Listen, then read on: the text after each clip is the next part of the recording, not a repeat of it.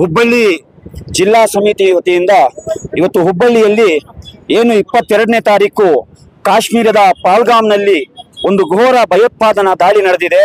ಆ ದಾಳಿಯನ್ನ ಖಂಡಿಸಿ ಮತ್ತು ಆ ದಾಳಿಯಲ್ಲಿ ಮೃತಪಟ್ಟಂತಹ 26 ಕುಟುಂಬಗಳ ಅವರ ದುಃಖದಲ್ಲಿ ನಾವು ನಿಮ್ಮೊಂದಿಗಿದ್ದೇವೆ ಎಂಬಂತಹ ಒಂದು ಸಾಲಿಡಾರಿಟಿಯಲ್ಲಿ ಇವತ್ತು ಕ್ಯಾಂಡಲ್ ಲೈಟ್ ಮಾರ್ಚ್ ಅನ್ನ ನಾವಿಲ್ಲಿ ಆಯೋಜಿಸಿದ್ದೇವೆ. ಈ ಕ್ಯಾಂಡಲ್ ಲೈಟ್ ಮಾರ್ಚ್ ನ ಮುಖಾಂತರ ಹಲವಾರು ಪ್ರಶ್ನೆಗಳನ್ನ ನಾವು ಈ ದೇಶದ ಒಕ್ಕೂಟ ಸರ್ಕಾರದ ಮುಂದೆ ನಾವು ಇಡ್ತಾ ಇದ್ದೇವೆ.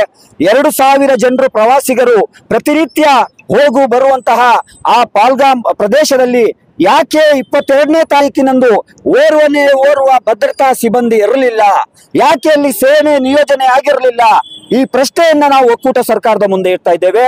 ಇದು ಭದ್ರತಾ ವೈಫಲ್ಯ ಮತ್ತು ಗುಪ್ತಚರ ಇಲಾಖೆಯ ಸಂಪೂರ್ಣ ವೈಫಲ್ಯ ಇದರಲ್ಲಿ ನಮಗೆ ಎದ್ದು ಕಾಣ್ತಾ ಇದೆ.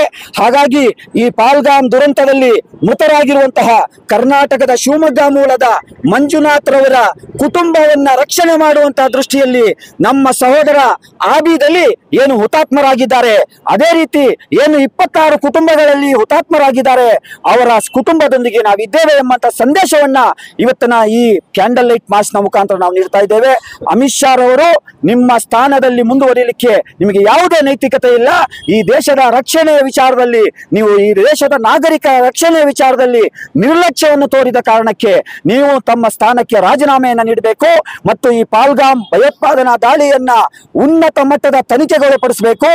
ಏನು ಪುಲ್ವಾಮಾ ದಾಳಿ ಆಗಿತ್ತು ಆ ಸಂದರ್ಭದಲ್ಲಿ ಏನು ಸತ್ಯಪಾಲ್ ಮಲಿಕ್ ರವರು ಕಾಶ್ಮೀರದ ಮಾಜಿ ರಾಜ್ಯಪಾಲರು ಕ್ಲಿಯರ್ ಸ್ಟೇಟ್ಮೆಂಟ್ ಅನ್ನ ಕೊಟ್ಟಿದ್ರು. ಭದ್ರತಾ ವೈಫಲ್ಯ ಇದರಲ್ಲಿ ಎದ್ದು ಕಾಣ್ತಾ ಇದೆ. ಮುಂದಾಲೋಚನೆಯಲ್ಲಿ ಏನು ಗುಪ್ತಚರ ಇಲಾಖೆ ಕೊಟ್ಟಂತಹ ಏನು ಆತಂಕವನ್ನ ನೀವು ಮರೆಮಾಚಿಕೊಂಡು ಅಲ್ಲಿ ನಮ್ಮ ಸೈನಿಕರನ್ನ ನೀವು ಬಲಿ ಪಡೆದಿದ್ದೀರಾ ಎಂಬಂತ ಸಂದೇಶವನ್ನು ಅವರು ಕೊಟ್ಟಿದ್ದಾರೆ. ಇಲ್ಲೂ ಕೂಡ ಅದೇ ರಿಪಿಟೇಷನ್ ಆಗಿದೆ. ಈ ನರೇಂದ್ರ ಮೋದಿ ಅಧಿಕಾರಕ್ಕೆ ಬಂದ ನಂತರ 27 ಭಯೋತ್ಪಾದನಾ ದಾಳಿಗಳು ನಡೆದಿದೆ. ನೀವು ಭಾಷಣವನ್ನ ಮಾಡೋದು ಬಿಡಿ, ಇವತ್ತು 27 ಕುಟುಂಬದವರು ದುಃಖದಲ್ಲಿದ್ದಾರೆ. ಇವತ್ತು ನೀವು ಬಿಹಾರದಲ್ಲಿ ಚುನಾವಣಾ ರಾಜಕೀಯದಲ್ಲಿ ನೀವು ಮಗ್ನರಾಗಿದ್ದೀರಾ.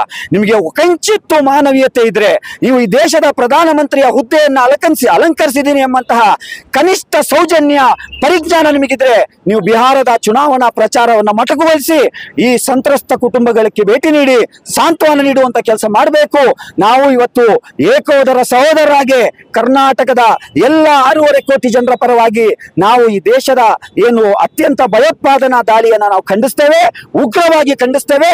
ಅಷ್ಟು ಮಾತ್ರವಲ್ಲ, ಮುಂದೆ ಇಂತಹ ಘಟನೆಗಳು ಆಗದ ಹಾಗೆ ಒಕ್ಕೂಟ ಸರ್ಕಾರ ತಕ್ಷಣ ಏನೆಲ್ಲ ಮುಂಜಾಗ್ರತಾ ಕ್ರಮಗಳನ್ನು ವಹಿಸಬೇಕು ಅದನ್ನು ವಹಿಸಬೇಕಂತ ಕೂಡ ನಾವು ಈ ಸಂದರ್ಭದಲ್ಲಿ ಆಗ್ರಹಿಸ್ತೇವೆ.